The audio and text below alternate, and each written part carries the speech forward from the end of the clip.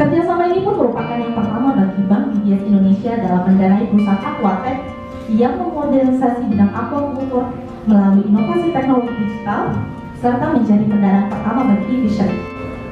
Pertama, perkenalkan, nama saya Gunardi, saya adalah Direktur Corporate Banking dari DBS, dan saya ditemani oleh rekan saya juga, Kevin dan juga Ratu yang sangat aktif dalam deal ini.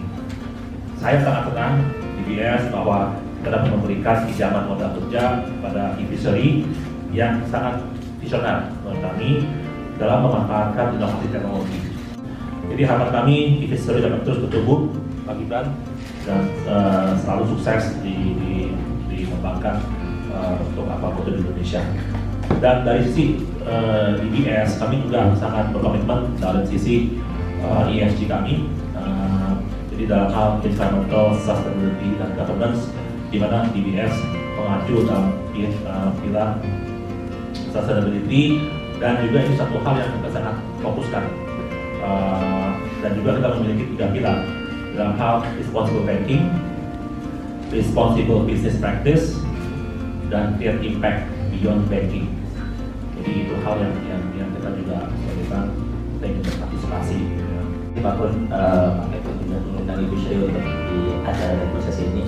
Ini hal yang sangat bersejarah sih. Jadi tadi Pak Kun sudah banyak menceritakan bagaimana potensi aquaculture dan partnership terhadap e-fishery. Tapi mungkin saya mau ceritanya agak bercerita sedikit ya soal e-fishery dan bagaimana sektor ini berjalan. Jadi e-fishery ini kita di tahun yang ke-9, di Oktober ini, tanggal 8 Oktober kita lagi ya. Kita ulang tahun ke-9. Jadi udah lumayan lama lah ukuran startup. Dan kita fokus, mungkin rekan-rekan lebih sudah dengar ya, kalau kita perusahaan teknologi yang fokus di perikanan. Jadi awalnya kita menyediakan layanan untuk pemberian pakan. Jadi ada mesin teknologi pemberian pakan, terhubung ke internet, terhubung ke smartphone. Baru di beberapa tahun terakhir kita menawarkan berbagai macam layanan untuk para pembudidaya ikan dan petani kita. Mulai dari layanan pakannya, kita punya produk layanan pembiayaan yang kita kerjasamakan dengan fintech dan perbankan. Kita sebutnya Kabayan gitu ya, fishery Kabayan, kasih bayar nanti. Kita juga bantu hasil panennya.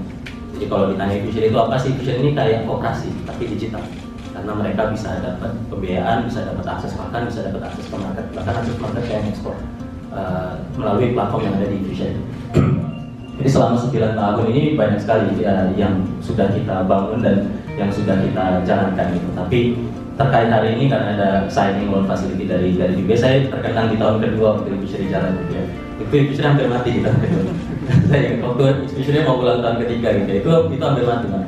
Jadi susah buat ngegaji orang-orang itu. Saya datang ke bank untuk minta pinjaman 50 juta, ditolak sama Bapak. Jadi buat saya ini personally dapat line facility 500 miliar, personally ini bersejarah gitu menjelang tahun ke-9. Saya mengingat tahun ketiga fishery dapetin 50 juta aja susah gitu ya, sekarang ditolak gitu. Tapi sekarang ada kepercayaan dari Bank DBS untuk memberikan loan facility bagi kita 500 miliar, itu sebuah kepercayaan yang sangat besar gitu, amanah besar buat kita untuk membuktikan bahwa kita bisa memberikan dampak yang lebih besar lagi dengan adanya ini. Itu poin yang pertama gitu ya. Poin yang kedua, ini yang tadi dibilang, ini pembiayaan yang pertama bagi Bank DBS dan mungkin salah satu yang pertama di Indonesia, salah satu yang pertama di region saya rasa untuk layanan pembiayaan untuk perusahaan aquaculture technology. Karena aquaculture, jangan kan aquaculture technology, di general aquaculture mungkin jarang yang dapat pembiayaan. Kalau saya Bang mau ini nggak invest ke atau ngasih pinjaman ke tambak ikan gitu misalnya atau tambak udang, itu belum tentu ada yang mau Pak. Ya, tahun 2021 sampai sekarang. Jadi udah kalau 1 tahun lebih, 1 tahunan lah.